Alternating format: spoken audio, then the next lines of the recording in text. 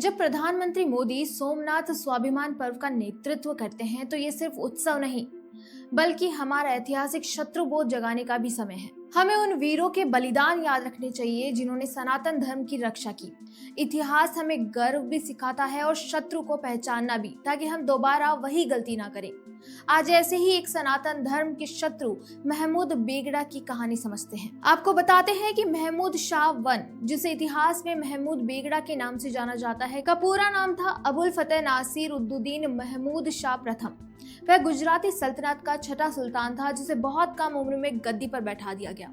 उसने 25 मई 1458 से 23 नवंबर 1511 तक गुजरात पर शासन किया। गुजराती में बे मतलब दो और गढ़ मतलब किला। उसने अभी दो पहाड़ी किले जीते, जूनागढ़ और चंपानेर, जिसके बाद महमूद शाह को बेगड़ा यानी दो किले वाला नाम पड़ा। पुर्तगाली लेखक डुआर्टे बारबोसा की माने तो महमूद बेगड़ा को इतिहास का सबसे पॉइजनस किंग यानी जहरीला राजा कहा जाता है। कहा जाता है कि वह इतना जहरीला हो चुका था कि अगर उसे कोई मच्छर काट ले तो मच्छर मर जाता था।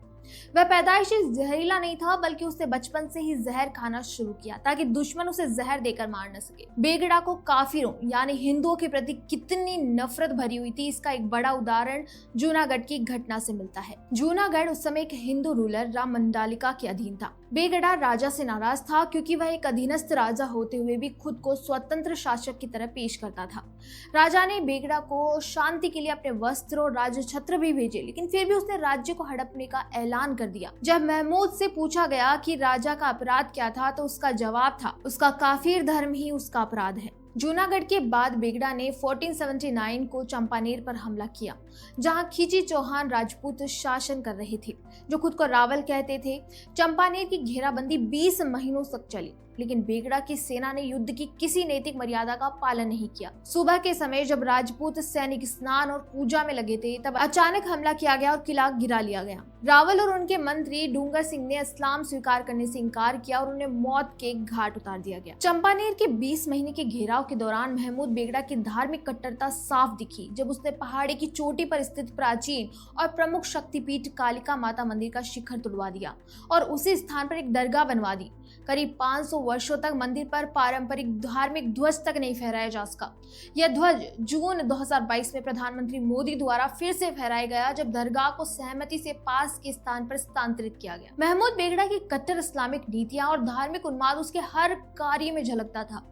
उसकी मुस्लिम बहुल सत्ता को हिंदू सांस्कृतिक प्रभाव असहनीय था, यहाँ तक कि सिंध में जब स्थानीय नए मुस्लिम सरदारों ने भी उसके सामने आत्मसमर्पण किया, तब उसने पाया कि उनका इस्लाम हिंदू रीति रिवाजों से जुड़ा हुआ है।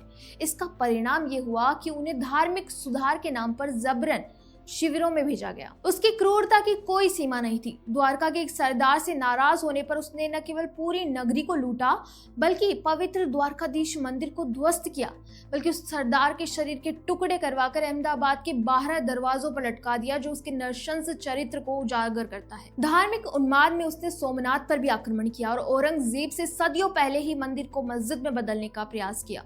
उसने सोमनाथ के ज्योतिर्लिंग को हटवाया और मंदिर की संरचना में इस्लामी वास्तुकला जोड़ दी।